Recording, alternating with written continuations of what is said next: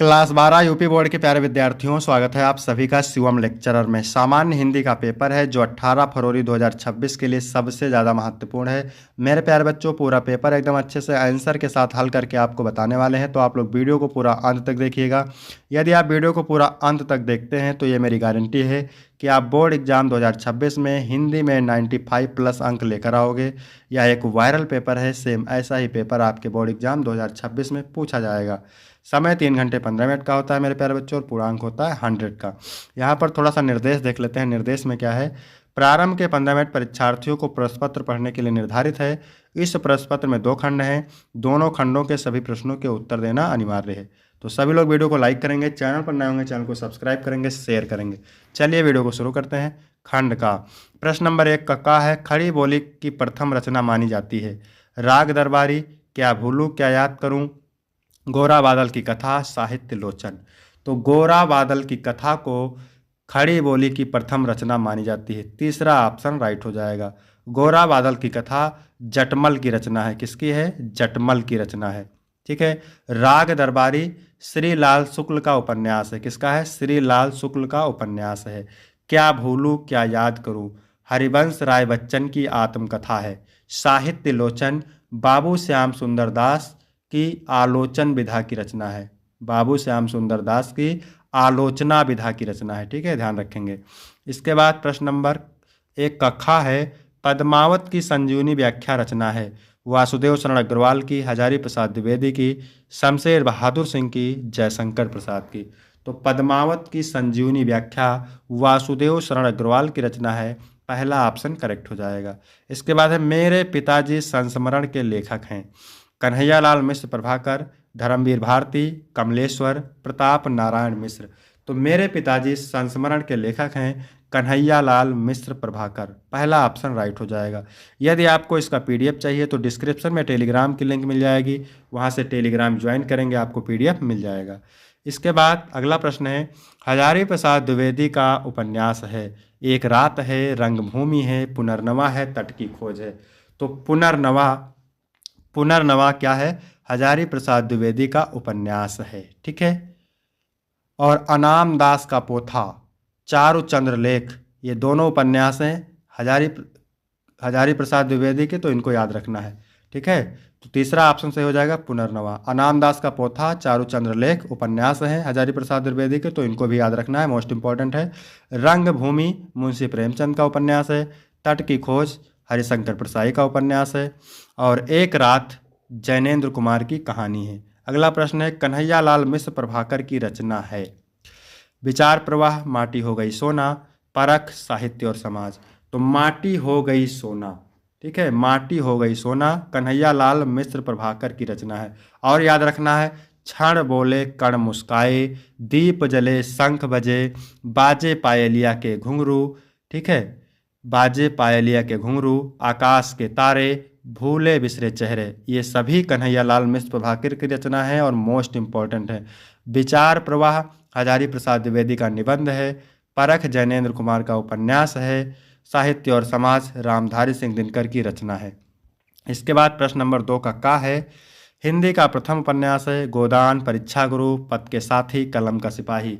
तो परीक्षा गुरु हिंदी का प्रथम उपन्यास है और परीक्षा गुरु के लेखक हैं लाला श्रीनिवास दास। गोदान मुंशी प्रेमचंद का उपन्यास है। गबन भी मुंशी प्रेमचंद का उपन्यास है। पथ के साथी महादेवी वर्मा की रचना है। और कलम का सिपाही अमृत राय की जीवनी है। कुरुक्षेत्र काव्य के रचयिता हैं सुमित्रानंद पंत, अज्ञेय, रामधारी सिंह दिनकर, मुक्तिबोध। तो कुरुक्षेत्र काव्यधारा काव्य के रचयिता हैं रामधारी सिंह दिनकर। तीसरा ऑप्शन राइट हो जाएगा। अगला प्रश्न है, प्रयोगवादी काव्यधारा के प्रमुख कवि हैं। केदारनाथ अग्रवाल है, त्रिलोचन है, शमशेर बहादुर सिंह है, नागार्जुन है। तो प्रयोगवादी काव्यधारा के प्रमुख कवि हैं शमशेर बहादुर सिंह। और कौन कौन है? तो अज्ञेय हैं, मुक्तिबोध है, ठीक है, गिरजा कुमार माथुर हैं, भरत भूषण अग्रवाल हैं। और केदारनाथ अग्रवाल, त्रिलोचन और नागार्जुन ये प्रगतिवादी काव्यधारा के कवि हैं। तार सप्तक का प्रकाशन वर्ष है 1959, 1969, 1951, 1943। तार सप्तक का प्रकाशन वर्ष है 1943।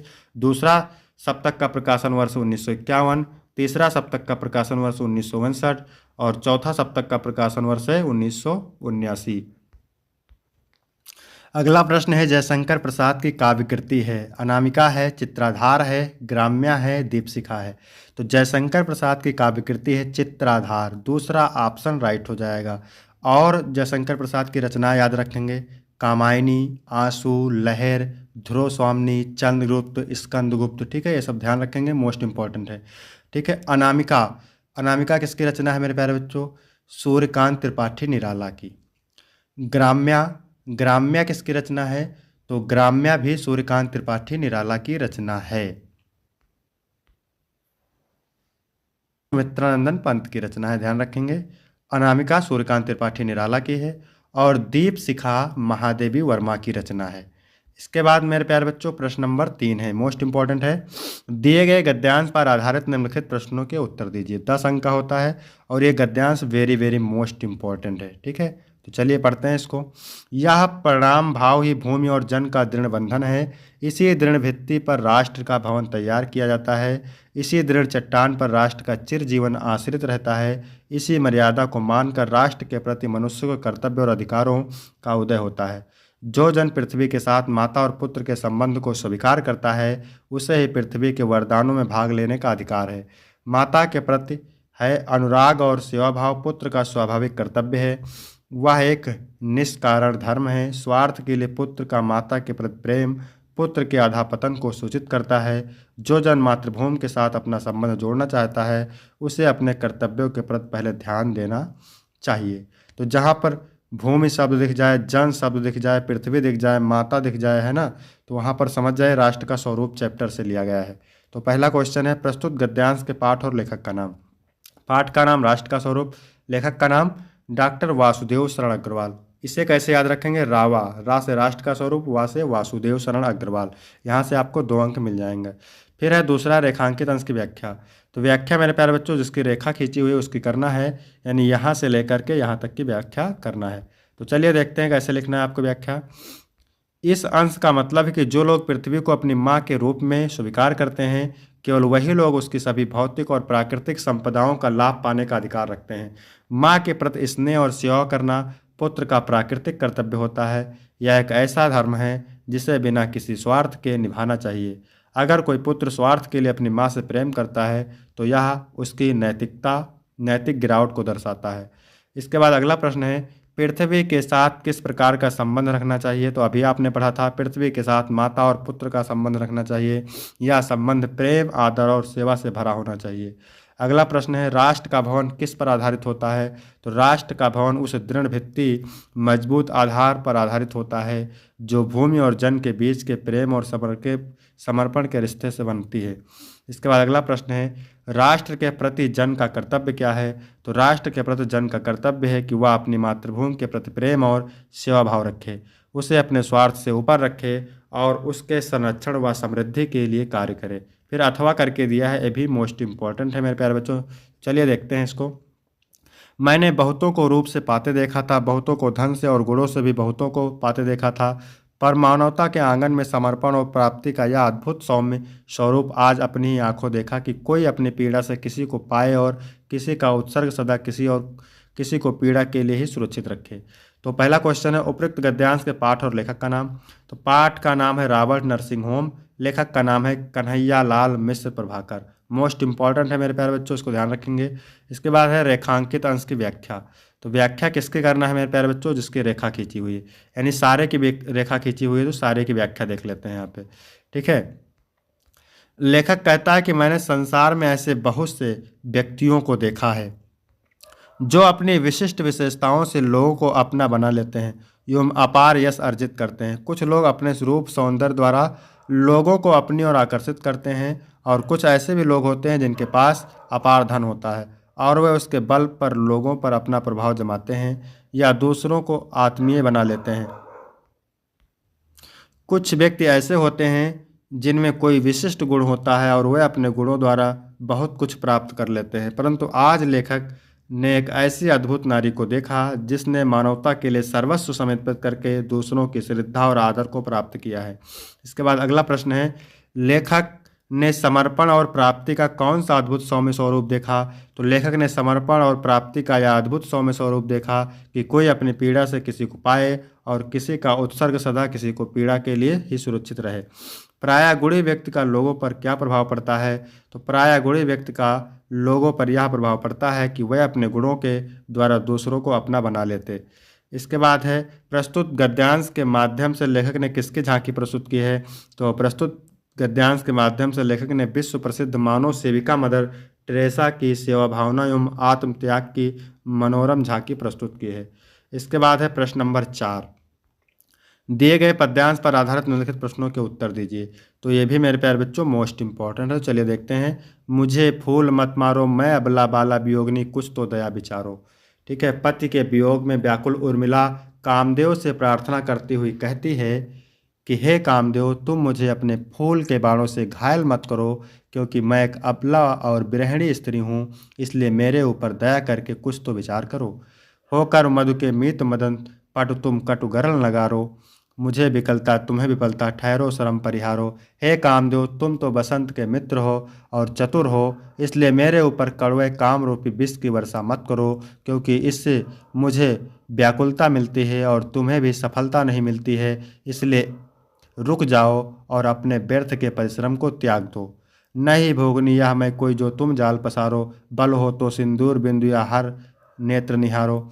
उर्मिला कहती है, मैं कोई भोग विलास वाली स्त्री नहीं हूँ जो तुम अपना जाल फैला रहे हो, जो तुम अपना जाल फैला रहे हो। यदि तुम में बल है तो यह शिव के नेत्र के समान सभी बाधाओं को भस्म कर देने वाले मेरे नेत्र को देखो।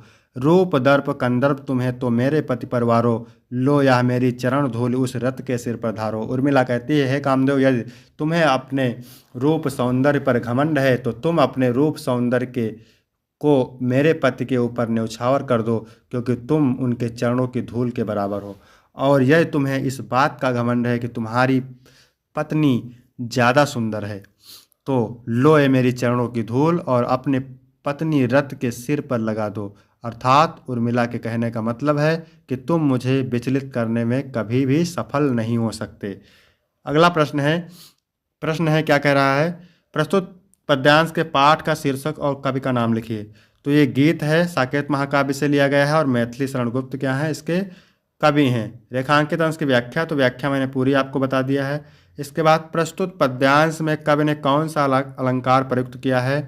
तो इस पद्यांश में उपमा अलंकार का प्रयोग किया गया है, जहां उर्मिला ने अपने सिंदूर को शक्तिशाली और विशेष बताया है। इसके बाद अगला प्रश्न है, काम व्यथित होने पर उर्मिला किससे प्रार्थना करती है? तो काम व्यथित होने पर उर्मिला कामदेव से प्रार्थना करती है कि वह उसे तंग ना करे और उनकी स्थिति का विचार करें। इसके बाद अगला प्रश्न है, पद्यांश में उर्मिला ने अपने सिंदूर बिंदु को किसके समान बताया है? तो उर्मिला ने अपने सिंदूर बिंदु को एक शक्तिशाली और पवित्र प्रतीक के समान बताया है, जो उसके पति के प्रति प्रेम और निष्ठा का चिन्ह है। फिर यहाँ पे अथवा करके दिया है, ये भी मोस्ट इंपॉर्टेंट है। मैं नीर भरी दुख की बदली, स्पंदन में चिन्ह स्पंदन बसा, करंदन में आहत विश्व हंसा, नयनों में दीपक से जलते, पलकों में निर्झरणी मचली। उपयुक्त पद्यांश का शीर्षक एवं रचयिता का नाम, तो शीर्षक है गीत, कवित्री का नाम है महादेवी वर्मा। फिर है रेखांकित अंश की व्याख्या। तो चलिए देख लेते हैं पूरे की व्याख्या यहाँ पे। ठीक है, हेडिंग डालना है रेखांकित अंश की व्याख्या। कवयित्री महादेवी वर्मा का कहना है कि मैं नीर भरी दुख की बदली हूँ, अर्थात मेरा जीवन दुख की बदलियों से घिरा हुआ है। जिस प्रकार बदली आकाश में रहती है, किंतु दूर दूर तक फैले हुए आकाश का कोई भी कोना उसका स्थायी निवास नहीं होता, वह तो इधर उधर भ्रमण करती रहती है, उसी प्रकार इस विस्तृत संसार में भी मेरे कहने के लिए मेरे पास कुछ भी नहीं है। मेरा तो इतना ही परिचय और इतना ही इतिहास है कि मैं कल आई थी और आज जा रही हूँ। इसके बाद मेरे प्यारे बच्चों, नयनों में दीपक से जलते में कौन सा अलंकार है? तो इसमें रूपक है। कवयित्री के निरंतर रुदन का क्या कारण है? तो प्रीतम से मिलने की व्याकुलता कवयित्री के निरंतर रुदन का कारण है। इसके बाद अगला प्रश्न है, उपयुक्त पद्यांश में कवयित्री ने स्वयं को क्या बताया है? तो दुख की बदली बताया है। इसके बाद 5 का नंबर है, निम्नलिखित में से किसी एक लेखक का साहित्यिक परिचय देते हुए उनकी प्रमुख कृतियों का उल्लेख कीजिए। वासुदेव शरण अग्रवाल, प्रोफेसर जी सुंदर रेड्डी, हजारी प्रसाद द्विवेदी। मोस्ट इंपॉर्टेंट है, उत्तर लगभग आपको 80 शब्द में देना है, 5 अंक यहाँ से मिलेंगे आपको। इसके बाद है, कवि का साहित्यिक परिचय देते हुए उनकी कृतियों का उल्लेख कीजिए। मैथिली शरण गुप्त, रामधारी सिंह दिनकर, जयशंकर प्रसाद। मोस्ट इंपॉर्टेंट है। इसके बाद 6 नंबर क्वेश्चन है, पंचलाइट कहानी के उद्देश्य पर प्रकाश डालिए। 80 शब्द में लिखना है। उत्तर है दूसरा, अथवा करके दिया है, बहादुर कहानी की कथावस्तु का सार लिखिए। तो उत्तर आपको लगभग 80 शब्द में देना है और 5 अंक का है। मोस्ट इंपॉर्टेंट है। इसके बाद 7 नंबर है, स्वपठित खंड काव्य के आधार पर किसी एक खंड के एक प्रश्न का उत्तर दीजिए। 80 शब्द में है और 5 अंक का है। तो ये खंड काव्य अलग अलग जिले के लिए अलग अलग होता है, तो इसको आप तैयार करेंगे। इसके बाद खंड खा है, प्रश्न नंबर 8 का निम्नलिखित संस्कृत गद्यांशों में से किसी एक का संदर्भ सहित हिंदी में अनुवाद कीजिए। 7 अंक का होता है, 2 अंक संदर्भ के लिए और 5 अंक अनुवाद के लिए। तो ये मोस्ट इंपॉर्टेंट है। चलिए इसको देख लेते हैं। संस्कृत साहित्य सरस और व्याकरण सुनिश्चित है। उसके गद्य पद्य में लालित्य भावों को समझने की शक्ति और सुनने की अद्वितीय मधुरता है। अधिक कहने से क्या, चरित्र के निर्माण में जैसी सत्य प्रेरणा संस्कृत साहित्य देता है, वैसी प्रेरणा कोई भी साहित्य नहीं देता है। मूलभूत मानवीय गुणों की जैसी विवेचना संस्कृत साहित्य में है, वैसी विवेचना किसी भी साहित्य में नहीं है। संदर्भ देख सकते हैं कैसे लिखना है। प्रस्तुत गद्यांश हमारी पाठ्यपुस्तक संस्कृत दिग्दर्शिका के संस्कृत भाषाएं महत्तम नामक पाठ से अवतरित है। फिर अथवा करके दिया है, ये भी मोस्ट इंपॉर्टेंट है। महामना विद्वान वक्ता, धर्मात्मा नेता और चतुर पत्रकार थे।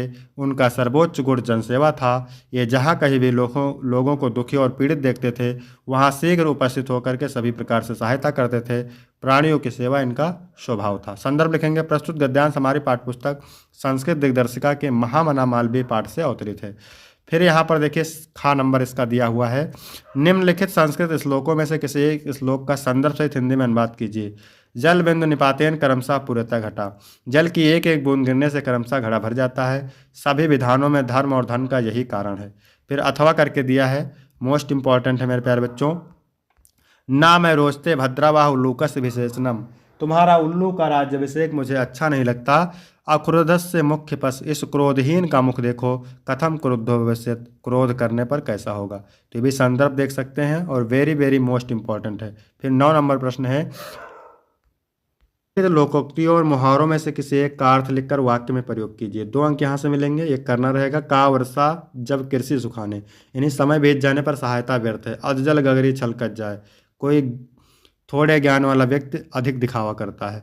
आग बबूला होना, बहुत ज़्यादा गुस्सा होना। आसमान टूट पड़ना मतलब मुसीबत में होना। इसके बाद 10 नंबर प्रश्न है, आपठित गद्यांश पर आधारित निम्नलिखित प्रश्नों के उत्तर दीजिए। तो ये मोस्ट इंपॉर्टेंट है मेरे प्यारे बच्चों और 5 अंक का है। इसके नीचे 3 प्रश्न दिए हुए हैं और इसका आंसर भी दिया हुआ है, आप देख सकते हैं। इसके बाद 11 का नंबर है, निम्नलिखित शब्द युग्मों का सही अर्थ चयन करके लिखिए। अम्ब और अम्बु, इसका मतलब क्या होता है, माता और पानी। इसके बाद है भवन और भुवन, तो भवन मतलब घर और भुवन मतलब संसार। इसके बाद खा नंबर है, क्या कह रहा है, निम्नलिखित शब्दों में से किसी एक शब्द के 2 अर्थ लिखिए। 2 अंक का है। वारिद, तो वारिद का मेघ और बारिश हो जाएगा। द्विज का मतलब पक्षी या ब्राह्मण। मित्र का मतलब सखा और साथी। इसके बाद है, निम्नलिखित वाक्यांशों के लिए एक शब्द का चयन करके लिखिए जिसका कहीं अंत ना हो, तो वो होता है अनंत। इसके बाद है कम बोलने वाला, तो कम बोलने वाला क्या होता है, मितभाषी। इसके बाद घा नंबर है, निम्नलिखित में से किन्हीं 2 वाक्यों को शुद्ध करके लिखिए। पुत्री पराया धन होता है, तो होती है हो जाएगा। आज मेरा बड़ा भाई आ गया, तो इसका हो जाएगा आज आ गए। आज मेरे बड़े भाई आ गए। तुम मेरे को पुस्तक दे दो, तुम मुझको पुस्तक दे दो। मैं इस लड़के को पढ़ाया हूँ, मैंने इस लड़के को पढ़ाया हूँ। ठीक है। 12 का खा और गा है रस अलंकार छंद से, मोस्ट इंपॉर्टेंट है, इसको आप तैयार करेंगे।